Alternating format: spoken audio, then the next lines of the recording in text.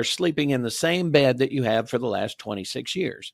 That makes you eligible for Medicaid expansion. That makes you eligible for food stamps. And in some cases, even what we call TANF, which is like cash money. They put on a little credit card for you. Now, keeping in mind that your status hasn't changed one iota from the time you turned 18 as an adult to the time you're 26. And like I said, you're still sleeping in the basement of your mom and dad's house. And all you have to do then, because your health care is taken care of, and now you've got plenty of money for Cheetos. And so you can sit around and play your first-person shooter games and eat Cheetos all day. Well, what a great life, right? Sounds pretty good to me. Okay, so right here in Missouri, on the low end of that, that's about 13,000 people who could go to work right now just in that category alone. Yeah. So our big problem right now in Missouri is that our labor participation rate, and we are similar to every state in the union, our labor participation rate is at historic lows. But there's about 10% of the folks who, after COVID, made a decision one way or the other about whether or not they were going to pursue another career or continue to work or whatever. And so that about 5.2% of those folks are in that category are people who would have normally had a second career. I'm talking about retired teachers and retired military folks who said, nah, the heck with it. Yeah. I don't want to have to put up with that crap anymore. So now they're sort of coddled into not working. Well, so they decided they'd enjoy their retirement. Yeah. But we would normally get the benefit from those folks. Well, 2.3% of those folks are people who just can't find daycare. They either can't find it or they can't afford it, right? They were dual income families before, making in the 80s to the 90s. And now, perhaps let's use the example that I frequently recite. They were both family members worked on Fort Leonard Wood. They got furloughed during COVID, and then they got both called back to work. But in the meantime, their daycare went it closed, or their daycare tripled in price. And so the one spouse would just be working to pay for daycare. Right. And so they made the decision. So now that puts them back in the assistance category. So now instead of them being taxpayers, now they are receiving benefits. Yeah. Totally ridiculous. Then there's 2.7%, that's this 14,000 folks I'm talking about, who are these 26-year-olds that are sitting in the basement of their mom and dad's house playing first-person shooter games and eating Cheetos. Somebody's got to stop that. Well, precisely. Well, one of the things would have been, I'm going to bring this back to the initiative petition. McDonald's is hiring.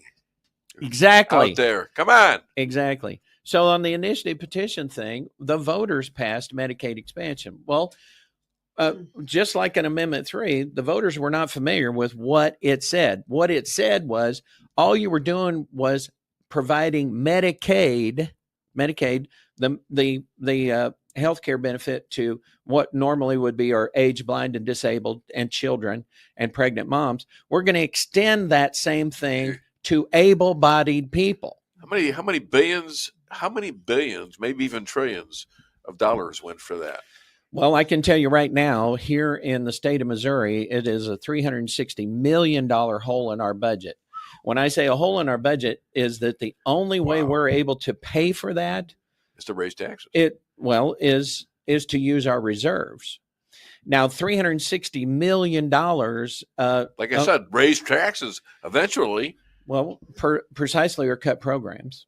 And so here's the reality: is that, and see, folks didn't understand this, and when I tell them, they say, "Well, that's crazy. Why did you do that?" And I said, "I didn't. You did it, right?" And it's this, because that was a constitutional amendment. When we have to cut programs, we will have to cut the eligibility requirements for people at the age blind and disabled in order to pay for the Medicaid for able-bodied people, because that's a constitutional amendment, and we are required by the Constitution now to fund that. And so people say that can't be right, and it is 100% correct. Yeah. Now, see. That is why you need initiative petition reform. We have a failure to communicate. Thank you very much. Yes. So that was a long, drawn-out explanation. You know stuff that they don't, and they don't know stuff that you do. And that is that's precisely it. That's why we have a republic and not a democracy. Absolutely. Yeah. Yep. Right. So I apologize for that long, drawn out explanation, but that I had to give that example that's all right. of why we need initiative petition reform. Here's another thing. As a business guy, they just passed a bill that would stop the free vacations to our employees. In other words, they're going to get vacations, so many hours paid. They're going to get sick pay. Yep. Our prices are going to go up. This is McDonald's. No, yeah, no. For your segment of the economy, so most certainly in my segment, it changes nothing. I mean, if those chickens ain't going to do much. If I didn't give my employees enough vacation, they just usually make a vacation for themselves anyway. So it it works out fine for everybody. Well, except for me. But no, I'm kidding. My employees already had 3 weeks personal time that they could use for anything they want, sick leave or whatever, and so. And I think most employers out there who had that kind of hourly traditional job, but you're absolutely correct. Who's getting clobbered by this is the fast food industry that had those entry level jobs for high school kids and college kids, but also down at Lake of the Ozarks where that job only lasts for 3 months. Right. And that employee's not coming back next year because they're going to graduate with their degree. Right. And that's a tough area to own. Yeah. To own McDonald's. I know the guys down there. It's not just McDonald's down there. It's the gas docks, it's the restaurants and everything else those folks never had an expectation of having PTO, right? What's PTO? Were paid time off. And so, wow. So you actually have a part in your HR manual on PTO and you didn't know what that was. That's right. So, amazing.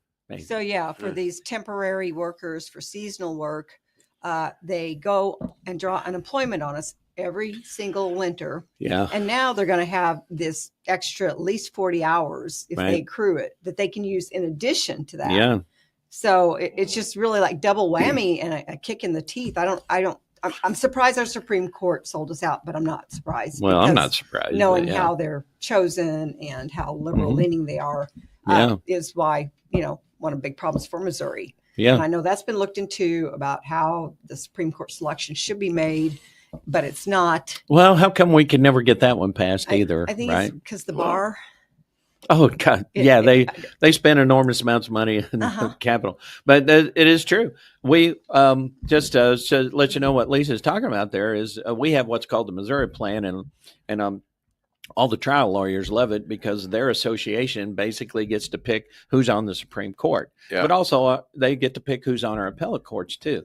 Well, it doesn't take long to figure out that that's putting the fox in charge of the hen house, right? Yeah. So in other states and in the United States, for instance, the president gets to select a name, right, and then the Senate does their advise and consent function and then confirms that person.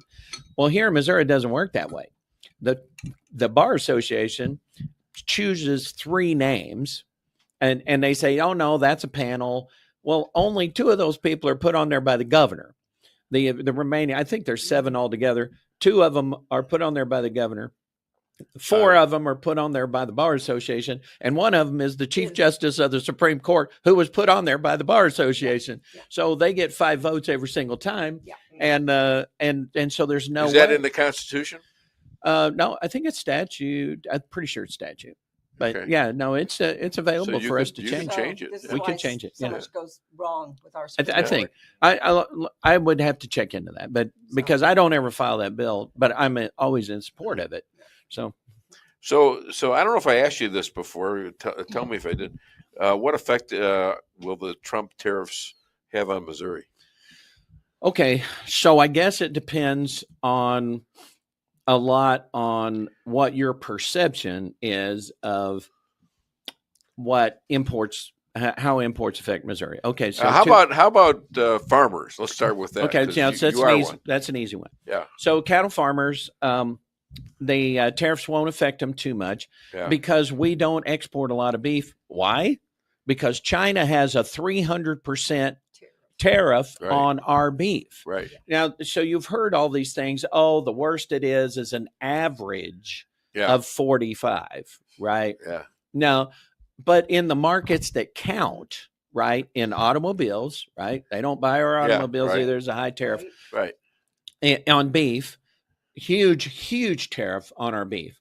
And right now, there is a huge demand in China for American beef, not Brazilian. And see what the Chinese, they don't have a tariff on Brazilian beef, right?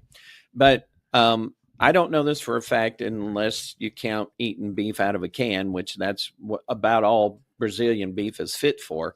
You are not going to enjoy a steak from a cow grown in Brazil. So it would be a mistake. It would be a mistake. Yeah. JP, I set him up. I set him up for that one.